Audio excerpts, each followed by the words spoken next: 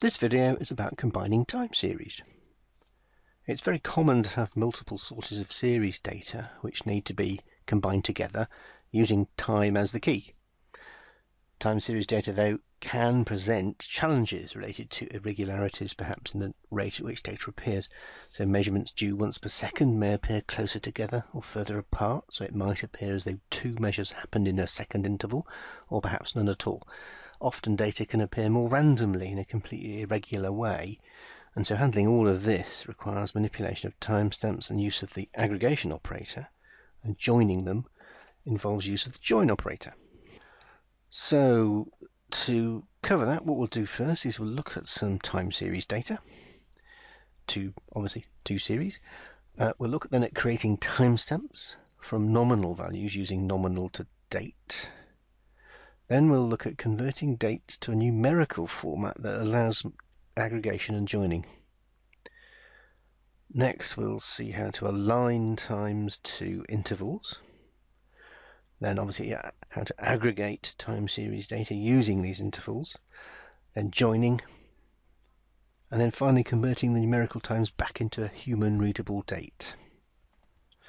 So let's start. So we have here a process. Now the process takes two time series which I'm stored in my repository. The first one is some performance monitor counters from my Windows machine. And the second data source is a RapidMiner log, which was captured at the same time as obviously the performance counters. And what we're trying to do is join these two time series together, and the end result will be a time series showing performance counters from the Windows machine plus some information about the RapidMiner execution during that time period. And you can see at a high level this top branch here that processes the performance counters. This bottom branch processes the RapidMiner log. Here's some joining and some sort of tidying up. Okay, so let's look at the performance monitor data first. I'll set a breakpoint just after it and run to there. So it's 125 examples, and it's gathered using perfmon on a Windows machine, and you can see, I'll go to the statistics view. There's a date, which is a polynomial attribute. It's not yet a date and time, and there are various bits of information like page faults and whatever these things mean. It's not so important what they mean actually, but this is just to illustrate. And there are 125 examples. These are gathered every second, and it basically manages to keep all of them actually to 10th of a second after the second boundary. And 125 is about 2 minutes worth of data. Okay, so that's the perfmon data, and notice that the format is month, day, year, hour in 24-hour format, minute, second, then millisecond. Okay, what I'll do is let's also look at the RapidMiner log, which I'll just do by doing this. So this is at the same time this data was gathered. You can see the date and timestamp here. Again, it's a nominal, polynomial, doesn't make any difference actually. And each entry in the RapidMiner log is shown here. Don't know what this thing is. It doesn't really matter what the process is doing. I chose it just so it did something interesting. And there are 21,000 examples, and again this stretches for a 2-minute period, so there's about 200 of these entries for each second. What I'm going to do is combine this date with this date by converting to a similar format, and some processing will happen on these attributes and obviously on these attributes to make something sensible to join together. What I've chosen to do is I'm going to count the number of lines of data that the RapidMiner log contains for each time interval. I'm simply going to count how many there are between 10:53:41 to 10:53 and a point later on. And whereas for the perfmon data, I'm simply going to do averages of these So I'm simply going to do an average for each time interval, and the time interval I'm going to choose is 5 seconds. So the end result will be about 25 examples, each separated by 5 seconds, and there will be an average of these 28 irregular attributes, and combined with that will be a count of the number of lines that the RapidMiner log contained for that same 5 second interval. Okay, so let's go back to the process. Let's start with the perfmon data and look at nominal to date. Now, if you remember, in order to get the polynomial or nominal value turned into a date and time, you have to supply a date and time string here. So obviously the settings are, the only attribute that applies in this case is called date, so there it is. I want it to be of type date and time, and this string matches exactly the format of the date that I encountered in the input data. So it's month, day, year, hour. Notice it's uppercase here means in 24-hour format, and notice here there are 3 milliseconds. So SSS means milliseconds to 3 significant figures, I guess. And let me set a breakpoint here. Let's just see what happens when we do that. So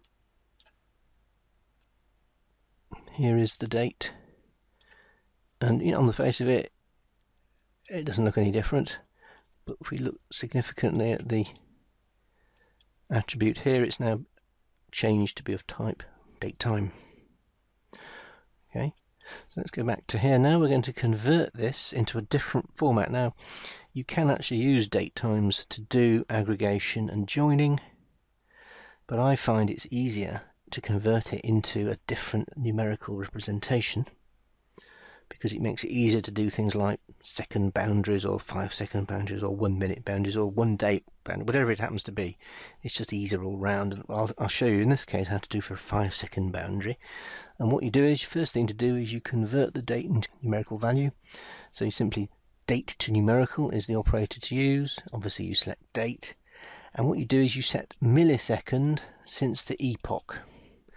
And what this does, it calculates how many milliseconds since the 1st of January 1970 have elapsed to make the date.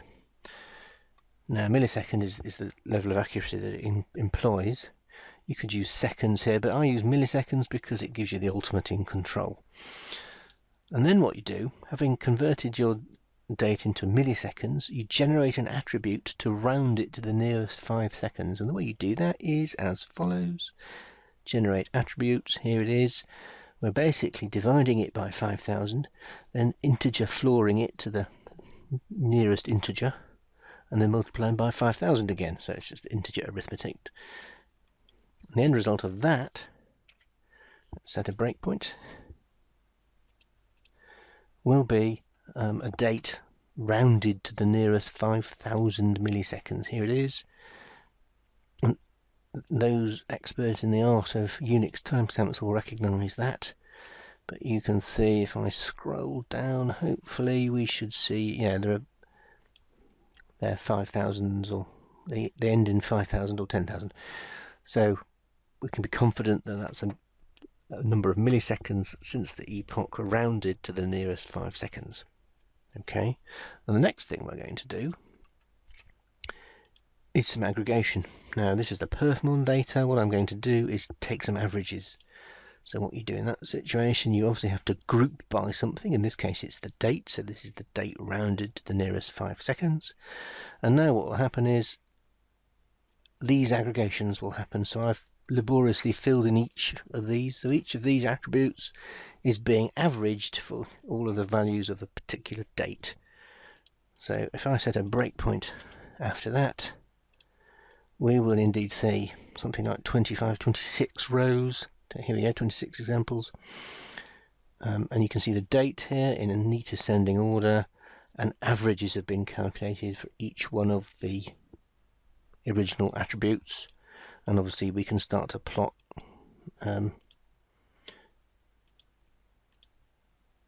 pictures like so. Okay, so that's So we're halfway there. And the next thing, just to finish this off, I then set the role of the date attribute to be of type ID, just so joining works without any unnecessary faff. And now let's go to the RapidMiner log. So set a breakpoint just after this nominal to date. Now this date format is different.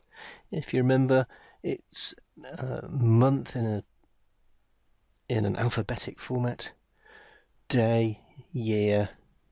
I think there are commas between these as well, and hour, minute, second, and A is the AM PM indicator.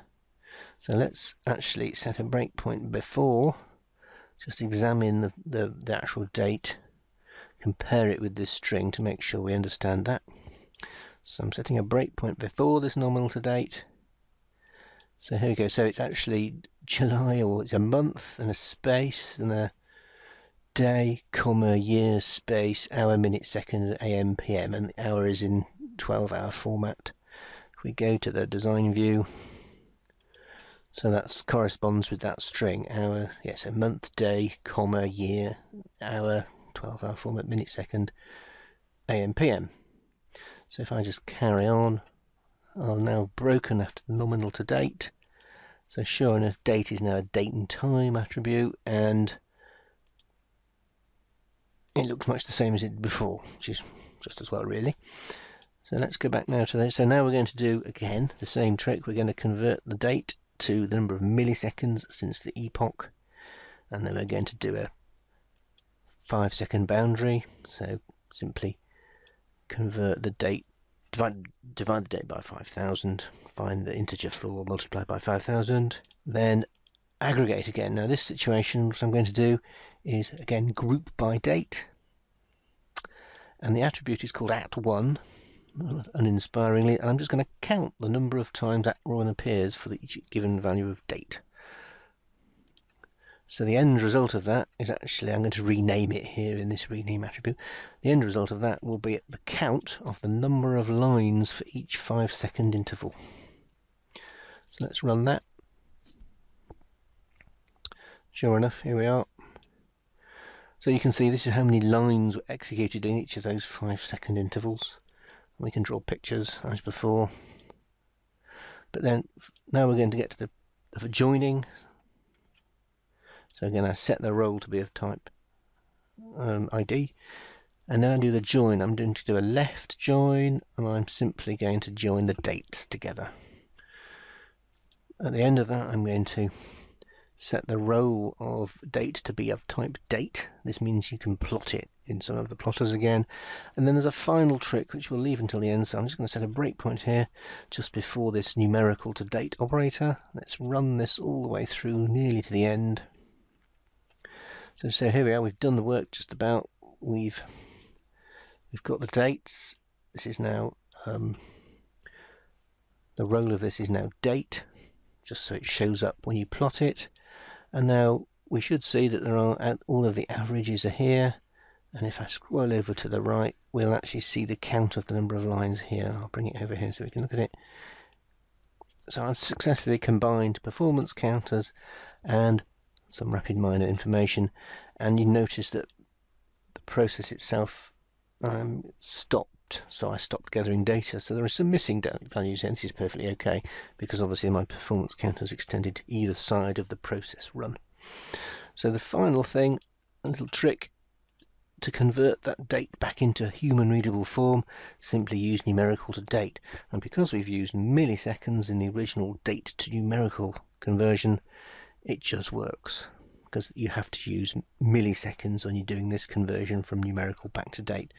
So I'll run that all the way to the end, and we should now see happily a date in human readable format, and you can see neat, it goes every 5 seconds, and we have some nice averages, and we can start doing some pretty pictures. Here's some I prepared earlier. So I've got the count of lines here, so this is how many lines in each 5-second interval, and it's gradually decreasing, little spike here, and then one of them was, which one was the interesting one? I'm not an expert on processes and what these things mean, but one of them was a nice diagonal line which I can't find, of course. Oh, there it is. So what's this saying? The average cache resident bytes is going up and up and up, and then maxes out here. Although having said that, the actual scale isn't very big. So the range is quite small for the blue line. Maybe that's not that significant.